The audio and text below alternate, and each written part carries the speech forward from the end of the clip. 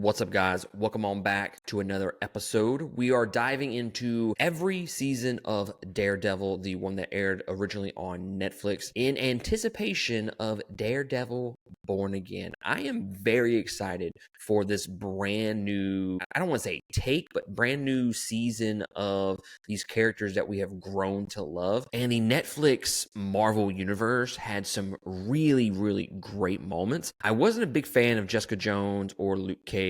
I think they had some great moments in those seasons, but overall, it was just like, okay, this is fine. Iron Fist, never watched that shit because basically everybody told me that it was garbage, so I just never even gave it a chance. But I loved everything with Daredevil, and then the Punisher. I don't know, it's right there neck and neck with Daredevil in terms of two of my favorite characters in the Marvel TV universe. So when Marvel and Disney announced that they were coming out with a brand new series, Daredevil Born Again, and I felt like it was a good time to revisit the first three seasons. I'm going to review each season of Daredevil up until the moment that Daredevil Born Again is released, and then I'll do episodic reviews for the new series on Disney Plus. So, Daredevil Season 1.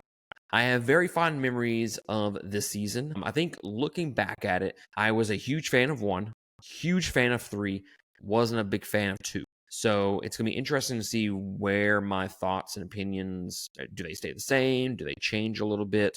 It's going to be interesting to see. But Daredevil Season 1, for the most part, is exactly what I remembered it to be. A great take on Daredevil and that character, and just a great show, period. It was a show that put characters first, and I'm always going to be a huge supporter of putting the characters first, and then the story comes right after that. And if anything went right with the Daredevil series, they knocked out of the park. They 100% got the characters right, and they got the casting for those characters right. I think the chemistry between the three main actors really elevates this show. I just think it goes a long way to making a lot of these performances believable. It makes you check out of reality and really put yourself into this universe and put you right smack dab in the middle of Hell's Kitchen. And I think that is one of the best things that this series was able to do. And all that is set up with season 1. So first up, I'm going to talk a little bit about the characters, and then we'll jump into some other things about season 1. Charlie Cox was a home run casting for Daredevil. I can't really picture anybody else playing Daredevil at this point, which is also why I'm very excited and happy that they brought him back for Born Again and that they're not really going in a completely different direction. And they even brought him back for Spider-Man No Way Home and some other things in the MCU, which is great because they need to be incorporating these characters into the MCU. And I think that very first scene with Charlie Cox, the introduction of the character, is the epitome of how amazing this season is. He's talking to the priest, confessing, talking about how his dad fought in the ring, and then he would occasionally let the devil out, and he's tearing up. Just such great acting here. And the whole, I'm not asking for penance for what I've done, but forgiveness for what I'm about to do. Bro, if that didn't get you excited for this season, I don't know what will, because that's legitimately, just in that first 10 minutes of the scene, you're kind of getting the idea of what you're going to be in for the rest of this season. He's going to be really struggling with that conflict within himself. Am I really making a difference out there? Am I really just another villain? This season really deals with that morality of what Daredevil does. And then once Fisk gets introduced to the series, that's really when the conflict kind of hits home with him, because he starts realizing, am I really that much different than Wilson Fisk? I don't know. They're two sides of the same coin, basically. And then they also dive a little bit into the Batman argument. He's not going to kill you, but he's going to beat you to within an inch of your life kind of thing. And I think that gets kind of hammered home a little bit more in season 2 with some of the Punisher stuff. But they do explore that side of Daredevil's morality and whether or not he's actually doing good for this city, which to me, that just makes this character more complex, more interesting. And whenever he's on screen and he's having a conversation with, Foggy or Karen or Fisk or whoever, or even the priest, when he's talking about what he's doing, it really just makes your eyes glued to the TV screen, and you're like, come on, man, I want more of this. And that to me is one of the best things about season one, that he's not just some one note character. No, they made him complex and conflicted within himself. And it just makes every episode more interesting than what it could have been. And what's one other thing that a superhero show has to nail? That is the suit. So he has two suits in this season. One is the makeshift suit. He kind of looks like a foot soldier from Ninja Turtles. I'm just saying, that's kind of what he looks like. But then he has the final suit, his actual Daredevil outfit for the final fight with Wilson Fisk. And, I'm completely okay with them waiting until the final fight for him to get that suit. It kind of feels like he had to earn that suit along the way for the entire duration of the season. And, in order to earn that suit, he had to figure out what it meant to be Daredevil. Well, I think the suit looks pretty fucking great, to be completely honest with you. I love the design of the suit, the helmet, and everything just looks so damn good. The only thing that I would change about the suit, the final suit, would be how it is revealed. It should have been way more dramatic of a reveal for that final suit. I think this is one of the things that Zack Snyder is really, really good at. He does struggle with storytelling and kind of developing characters, but making reveals, making badass moments, and creating like iconic imagery, that is like some of Zack Snyder's best things that he has ever done. Like, the dude can shoot a damn scene. And I think if they would have gone more with a Zack Snyder type reveal, kind of teased it a little bit, like, okay, all right. But then it was just like, they just revealed it. And it was like, all right, I mean, we could have done a little bit better of a reveal than that, because we just spent, 12 and a half episodes waiting for his first legit suit. And this is how you reveal it. So honestly, I wasn't a huge fan of the reveal itself, but the suit looks absolutely incredible. But there has to be a reason why you need a suit, why you need Daredevil. And that brings me to Wilson Fisk.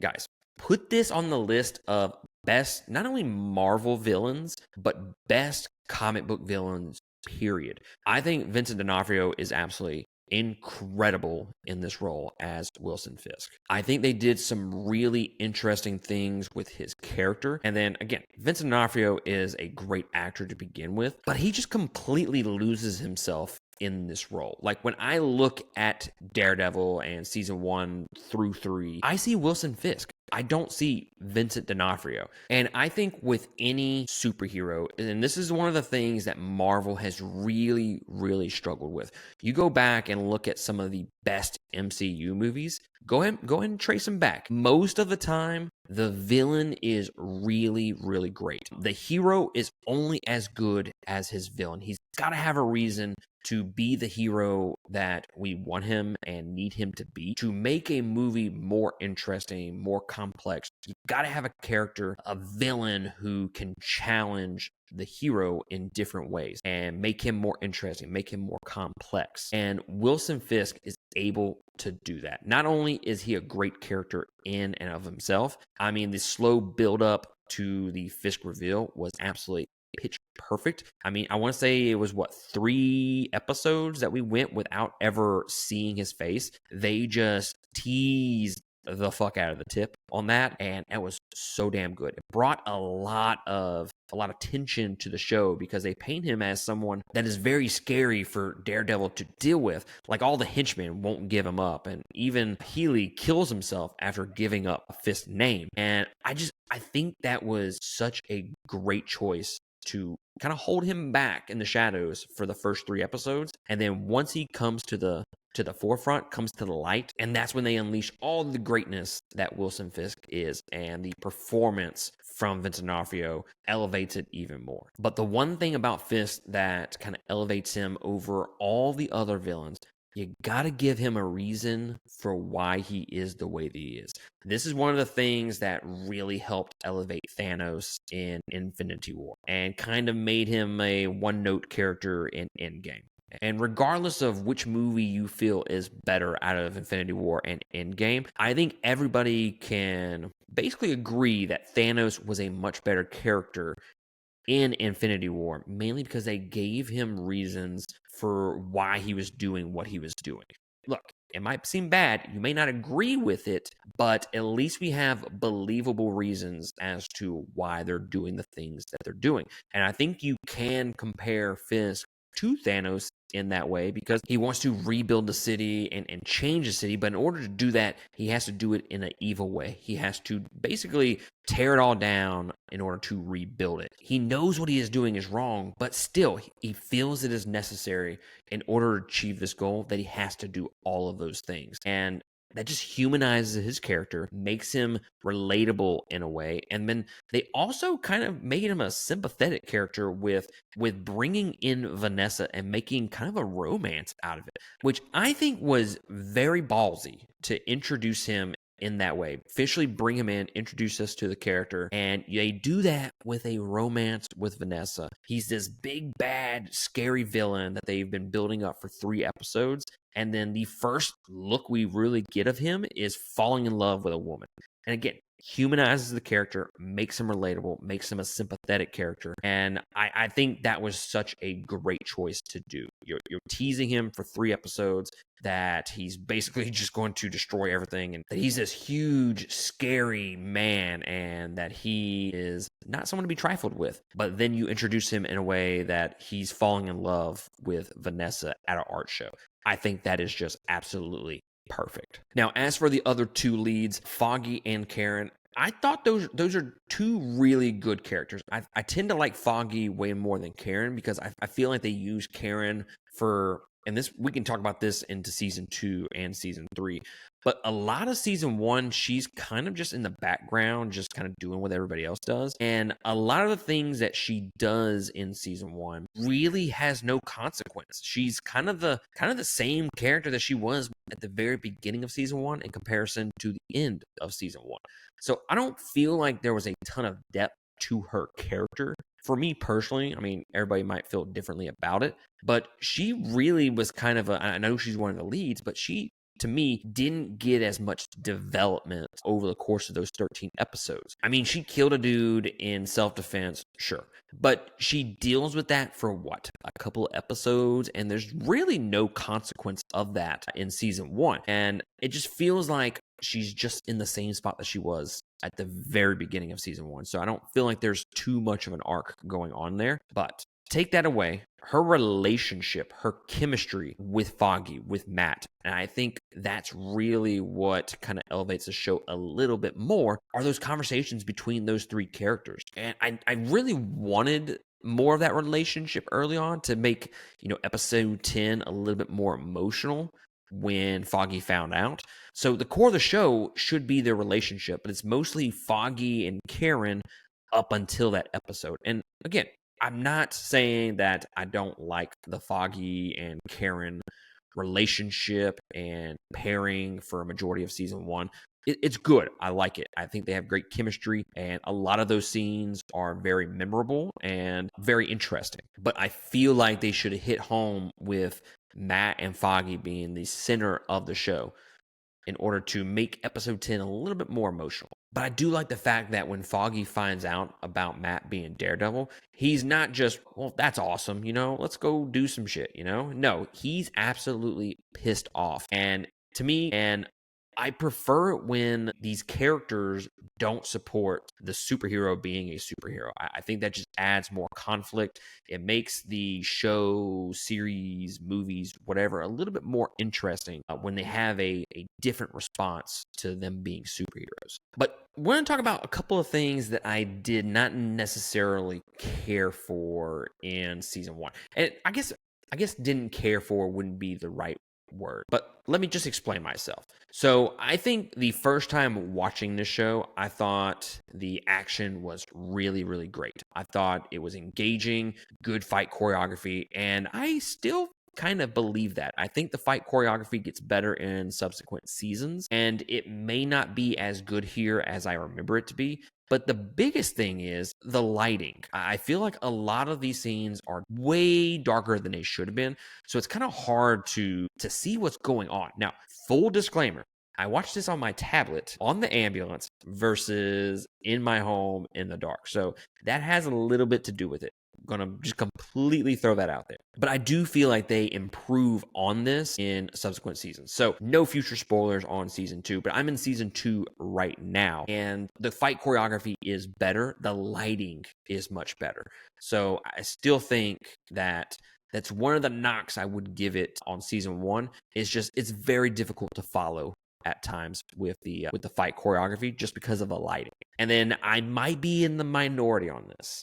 Maybe. I don't know. I really haven't talked to a whole lot of people. I tried Googling it to see how everybody else feels about this character in the show. And a lot of people kind of like 50-50, it seemed like, from Reddit and just Google search. But I am not a fan of Stick. I'm really not. Honestly, that was probably my least favorite episode of the 13 in season 1. Ultimately, it doesn't really push the story forward very much. They make it out to like the world is going to end with this weapon, but honestly, it just all resolves itself within one episode, which is kind of crazy to me. And then Daredevil doesn't even like save a day. He fails the mission. And to me, it develops Matt's character a little bit, but they just didn't surround it with a very interesting story to me. I felt very bored by the episode, and I know Stick comes back for subsequent episodes, and I'm not super excited about that. I think there are moments here or there that I'm like, oh, that was a good scene between him and Stick. But for the most part, I mean, I very much could have just dealt without Stick being in this season. And truth be told, if you're watching this season, nothing changes. This is one of those filler episodes. I think if you could just skip over this episode, you're not really missing much, if anything. So I guess on one hand, you could chalk it up to like a little side adventure, you know, like a one-off issue or some shit like that. But for the most part, I just didn't find it engaging enough to make it worth a watch throughout these 13 episodes. Like I felt like I was bamboozled a little bit. The first 2/3 of the show are way better than the last third of the show, in my opinion. Once Matt gets his ass beat by Wilson Fisk and Foggy finds out, I think that kind of takes out the air of the series, and it kind of takes a dip with the story and the tension. It just very much loses steam. But I did like that conflict between Foggy and Matt and how they slowly got patched together over the last 3 episodes. So overall, it's a great season, especially the first 2/3 of it.